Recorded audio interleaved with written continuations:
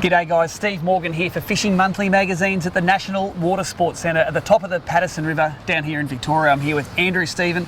We've done a lot of boat tests with Andrew over the years, usually for the North Bank brand, but this time we have what I think is the world's most pimped out tinny. Andrew, have you ever seen anything like this? Tell us a bit about it. No, this one's a little bit unique.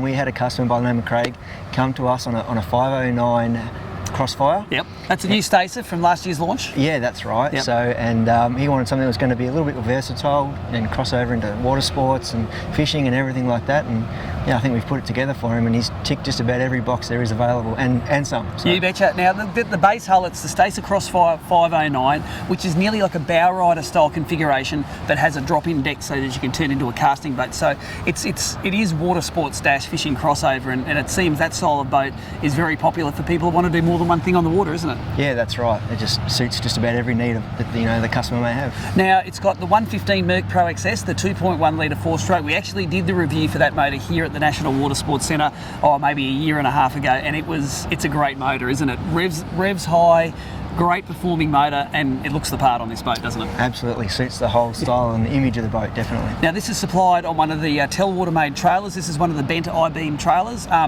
virtually maintenance free, and a great package for this boat. Yeah, that's right, nice and lightweight, and fitted with one of the Stacer catch and releases as well. Launching and retrieving's a lot easier. Yeah, one person can do it, no worries at all. Yep. Now, that's great, that's the base package, but and the base package starts from just over $50,000, one of these Crossfires. But as we said, he's ticked every option box in the book. Let's start at the front and work our way back. First thing I noticed, Lone Star Marine anchor winch at the front. That's right, yeah. So it's been fitted with the Lone Star GX1 winch with the mud magnet anchor. Then we come a little bit further back into the boat. We've obviously got the MotorGuide XI5, 24 volt, 80 pound electric trolling motor there as well. Yep. Dual battery set up for that MotorGuide, obviously.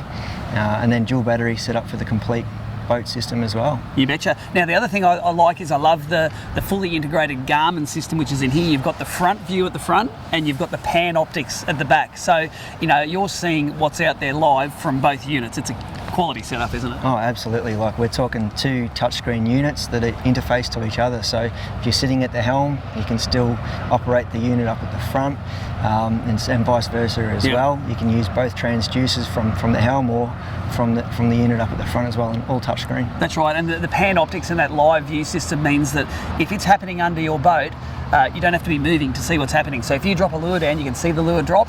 You wind it up, there's a fish following it, you can see it, and you can see it live. It's nearly like having eyes under the water, isn't it? That's right, the fish don't stand a chance. Now, I think let's move back further. We've got some custom live bait tanks in this thing. There's two of them. They've got the clear front so you can see what's going on. That's as good as you can get in the live bait department, isn't it? Yeah, that's exactly right. We had them fabricated by a local guy, to suit the transom setup in the Crossfire.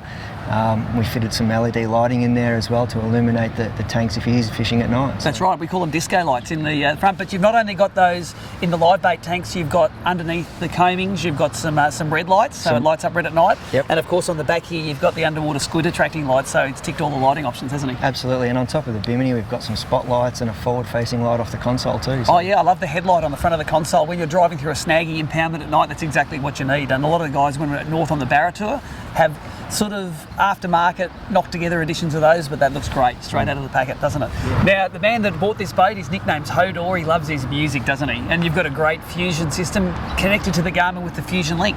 That's right, yeah. So it's all interfaced through his 7400 series Garmin unit. So there's no requirement for any head unit on the dash. It sits in up on the console there and out of the way. And I like that. The console itself, even though this is loaded with all the fruit, the console's pretty clean, really. It's got the radio, it's got the sounder, it's got the vessel view there, the Mercury Vessel View, and it's got a few switches. Like, you would expect it to have 200 switches on the dash, but it's all digital nowadays. Exactly right. Yeah, we're trying to keep it nice and clean, I guess, is probably the best way to word it. Yeah, you betcha. Look, has tested this boat here, and we do think it is the most optioned up tinny in the world. Comes in at $78,868. You probably have a few of these in stock ready to go, don't you, Andrew? 100%, yeah. Look, of course, we think this is the most optioned up tinny on the planet. Tell me where people can get more information about the Stacer, the Mercury, and all the things that Melbourne Marine does. They can go to our website at melbournemarine.com.au or check out our Facebook page. There are some photos up on there of this particular boat as well. You betcha. So there's only one more thing for us to do, and that's to go out on the water here, get a few of the performance stats. We're not going to come back to you afterwards because we're going to be having too much fun out there. We're going to overlay those performance stats over the vision. Andrew, let's go and have some fun. Sounds good.